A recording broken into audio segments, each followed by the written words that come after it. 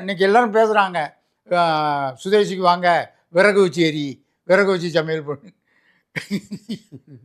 அந்த மாதிரி ஒரு சூழ்நிலை இருக்குது. இதிலெல்லாம் ஆராய்ஞ்சு அரசாங்கம் நடத்துறது. நீங்கள் இங்கே என்ன தாரீங்க எங்களுக்கு? என்ன தாரீங்க சொல்லுங்கள். நான் வண்டியில் போனோன்னா டேக்ஸு கட்டிக்கிட்டு இருக்கேன். இன்றைக்கும் எதை செஞ்சாலும் வரியை கட்டிக்கிட்டு, தண்ணி துட்டு கொடுத்து வாங்குகிறேன், காற்று துட்டு கொடுத்து வாங்குகிறேன், எதெல்லாம் சும்மா கிடைக்குமோ அதெல்லாம் துட்டு கொடுத்து வாங்குகிறேன், படிப்பை துட்டு கொடுத்து படிக்கேன், எல்லாமே நான் பண்ணுறேன். நீ எதுக்கு ஆட்சியாளர்?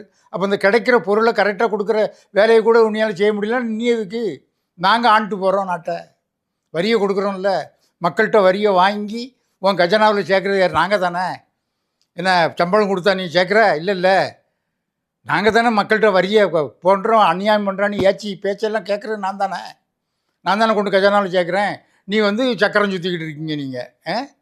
அப்போ அந்த வாங்குகிற வரிக்காவது நீ அந்த பொருளை எனக்கு கொடுக்கணும்ல, மக்களுக்கு அதை சரியாக செய்யணும்ல. அதை செய்ய வேண்டும்.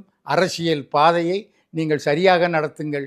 இல்லை என்றால் மக்களுடைய கோபம் வந்துட்டுன்னா தாங்க முடியாது என்பதை இந்த நேரத்தில் தெரிவித்துக் கொள்கிறேன். நன்றி, வணக்கம்.